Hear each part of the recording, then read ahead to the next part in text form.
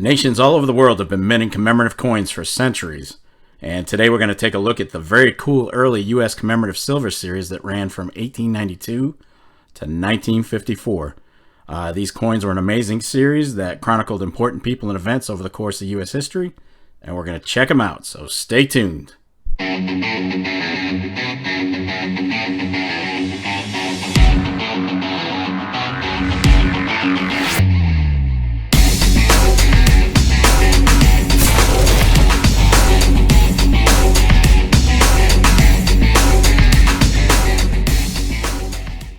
What do you say, YouTube? Welcome to another edition of the Silver and Gold Stack Attack, episode number 104. I can't thank you enough for stopping by and checking out the video today. And if you'd like to help support this channel, then why not click on that thumbs up button, leave a comment, and subscribe if you haven't done so already. The support really does mean a lot to me, and I'd like to see the channel continue to grow as it has. You guys have been freaking amazing, and I appreciate it. So, the early U.S. silver commemoratives ran from 1892 to 1954, and the set is just absolutely amazing in my opinion. Each coin basically honors a moment or person in United States history, and the series really remains in high demand to this day. You can usually find some amazing artwork from famous engravers and some really limited mintages that really add to the collectability of the set. Now, I had initially made a goal to collect this series in its entirety until I saw what some of the coins were running at value-wise. These damn things can get pricey. Now, I still might go for it, but I'm going to buy in small batches, I think. Hopefully, I'll finish the set at some point in my life. Maybe. Now, one thing. Most of these coins are going to have a 90% silver and 10% copper mix. And some other interesting facts about them. A lot of them were commissioned as fundraisers for worthy projects. And from what I found, there is very little agreeing consensus on some of the mintage runs on these. I mean, I ran into all kinds of different numbers when I was researching them, but in the end, I'm going to go with the Red Book numbers, and we'll go from there. Now, in all, there are 50 silver U.S. commemoratives from this time period, and going over all 50 it'd just be way too much for one video. So, I'm going to break this down into a series of 5 videos that cover 10 coins per episode. That way the time frame won't run over to an unreasonable amount, and the videos will actually be watchable. Now, there were some gold commemoratives as well, but I'm going to cover those in their own video after this series is done. Right now we're going to focus on the silver series, and with that being said, let's roll! And we're going to kick it off with the first ever United States commemorative coin, and it was the 1892 World's Columbian Exposition. This one was issued in 2 different years, 1892 and 1893. 92's mintage was 950,000 and 93 was 1,550,405. Actual silver weight on these is 0.3617 ounces. 2 legends collaborated on this one to make up what should have been an amazing coin, but if I'm being nice here, it met with mostly ill regard when it was released. Potential collectors were pretty much turned off by Charles Barber's less than impressive engraving of Christopher Columbus, and they weren't too crazy about George Morgan's ship on wheels look on the reverse. But what really turned people off was the price. These were sold at the 1893 Exposition in Chicago for $1 a piece, which back then was quite a bit of money. In the end, most of these were returned to the mint to be melted because they didn't sell well, or the ones that were bought were put into circulation when hard times would hit just a few months later, when the Panic of 1893 hit. And a lot of people that bought these would end up using their souvenir coins for food, since they had a denomination on them. I actually have an in-depth video on this coin if you're interested, so be sure to look for it if you'd like more information. This coin currently sells on the secondary anywhere from $20 to $600, depending on condition. And we're going to stick with the Chicago Exposition here in 1893 with the Queen Isabella quarter. The mintage on this one was, well, it started at 36,026, but after we deduct the pieces that were sent for melting, it's more like 24,214. That's the best guess right now. This was petitioned by the Board of Lady Managers of the Exposition. They basically wanted their own souvenir quarter. The coin was designed by Charles Barber, who engraved Queen Isabella on the obverse and a kneeling female on the reverse that was emblematic of women's industry. And as I alluded to earlier in this slide, this coin was extremely limited, and it sells pretty well on the secondary, anywhere from $300 to $2,000 depending on condition. This coin just did not sell well. Um, it really didn't. I mean, they were charging the same amount for this quarter as they were for the $half, so just wasn't a good value. Next up is the 1900 Lafayette Dollar, and this one features George Washington and General Lafayette on the obverse. The mintage was 24,214, and the actual silver weight is 0.77344 ounces. Really nice coin. This is definitely one of the more chased after. In 1899, this one came around when the Lafayette Memorial Commission decided to raise funds to erect a statue of Lafayette on horseback in Paris in 1900, and it was going to be sculpted by Paul Wayland Bartlett.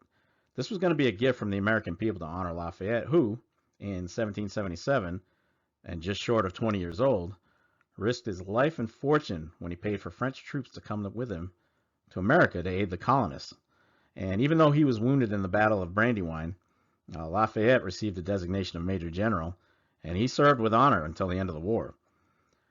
This was the first commemorative coin with a $1 denomination, and the first authorized coin to bear a portrait of a U.S. president.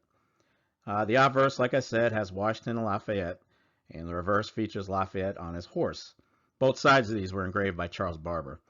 These coins were initially sold for $2 each, but today you can find them on the secondary anywhere from $450 to $10,000 depending on condition. And believe it or not, an MS-67 version sold for more than $86,000 in 2008. Unbelievable. Next up is the 1915 Panama-Pacific Exposition. On the obverse, we see a representation of Columbia. The mintage was 27,134, and the actual silver weight was 0.3617 ounces. This $half was commissioned for the exposition that was held in San Francisco in 1915, and it celebrated the opening of the Panama Canal. The obverse was designed by Charles Barber, who again engraved a representation of Columbia and the Golden Gate in the background, and the reverse was designed by George Morgan, and that definitely looks like one of his eagles for sure. On a side note, these coins were the first commemorative coins to carry the motto, "In God We Trust," and they were originally sold for $1 each during the exposition. And today, well, they sell anywhere from $375 to $2,000. Moving on to 1918, this is the Illinois Centennial. On the obverse, we see Abraham Lincoln. This one had a mintage of 100,058 with an actual silver weight of 0.3617 ounces. This coin celebrated the 100th anniversary of Illinois becoming a U.S. state. And again, the obverse, which had Abraham Lincoln on it, was designed by George Morgan, and the reverse, featuring the Illinois state seal, was designed by J.R. Sinek. And these were initially sold for $1 each, and today they'll sell anywhere from $130 up to $600, depending on condition. 1920 gave us the Maine Centennial, and on the obverse we see the Maine coat of arms. This one had a mintage of 50,028 and an actual silver weight of 0.3617 ounces. Congress authorized the Maine Centennial $half in 1920, and it was supposed to be sold at the Centennial celebration in Portland, but they didn't get there in time, and they ended up being sold by the state treasurer over the course of several years. The coin was designed by Anthony D. Francisi, with an obverse displaying the shield of the state of Maine. And if you look at the top of the shield, you'll see a Latin phrase, dirigo, which is translated to "I direct." Since this is a pretty fairly rare coin, it sells well with $120 to $500 range on the secondary. All right, we're up to one of my favorites out of this whole series. I love this one. This is the 1920/21 Pilgrim Tercentenary, and the two runs were in 1920 with a mintage of 152,112, and 1921 that saw a mintage of 20,053, much more limited than the 1920. Actual silver weight is 0.3617 ounces, and this coin was authorized in May of 1920 to commemorate the landing of the Pilgrims at Plymouth, Mass. in 1620. The coin itself was designed by Boston sculptor Cyrus Dallin, who engraved Pilgrim Governor William Bradford on the obverse holding his Bible. And you can see Dallin's initial, letter D, below the elbow of the governor. And the reverse features an image of the Mayflower over rough seas. As I mentioned, this coin was issued in 1920 and 1921, with the 1920 not having a date on it and the 21 having a date to the left of the governor. And again, that's the rarest of the two coins. if you can find it, and they're pretty common. They're not too hard to find. You should see it for about $65 to $375 for the 1920, and around $165 to well over $600 for the 1921. This is definitely one of the keepers in this series, at least for me. All right, 1921 brought us the Missouri Centennial $half. This one had a 1921 mintage with two variations. The plain version with no 2 and 4 was 11,400. That was the issue. And with the 2 4 incuse, that mintage was only 9,400. So that is definitely a rare coin. Actual silver weight was 0.3617 ounces. And this one celebrates the 100th anniversary of the admission of Missouri to the Union. It was designed by Robert Aiken with a frontiersman on the obverse and Daniel Boone with a Native American on the reverse. And I'm assuming the frontiersman on the obverse is also Daniel Boone, but nobody seems to come out and say that. They're engraved pretty similarly. Now, as I mentioned, with the variations, you've got the 2 4, and because Missouri was the 24th star in the U.S. flag. And that variation with the 2 and 4 was struck later. These were initially sold for $1, but they're going to be pretty pricey now with the 2x4 variations selling for $575 up to about $5,400. And the plain version is still pricey, anywhere from $400 to $4,200. So tough coin to get, and you're going to pay for it. Next up, we're at 1921 with the Alabama Centennial. This one had a 1921 mintage of 16,014. Plain versions. There was a variation with the 2x2 mintage of 6,006. So another rare coin. And if you look to the right on the right, you see where I've circled that 2x2.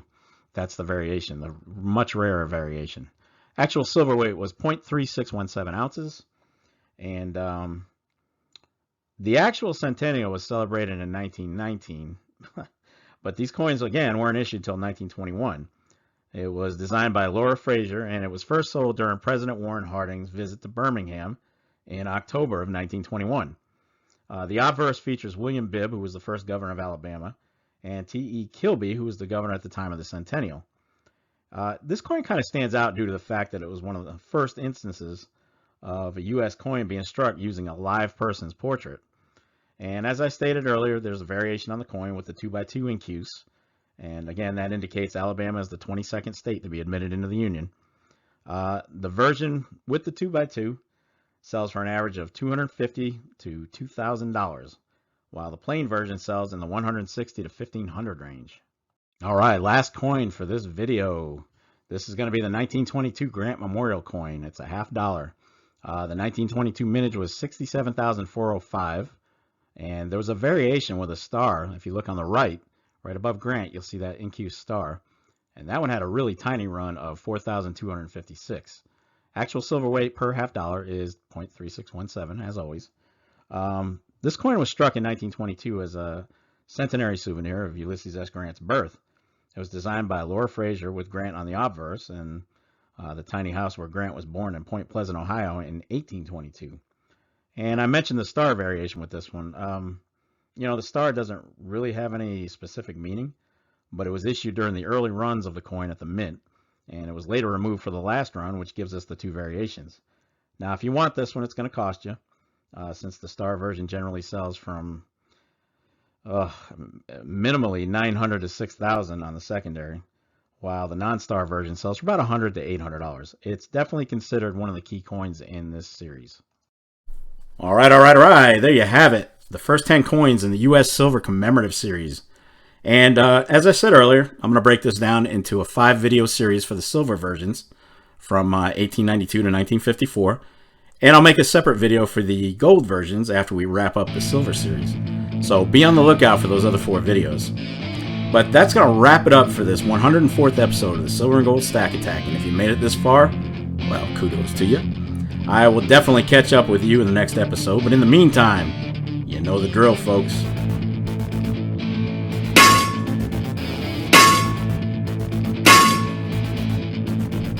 Damn right, get stacked.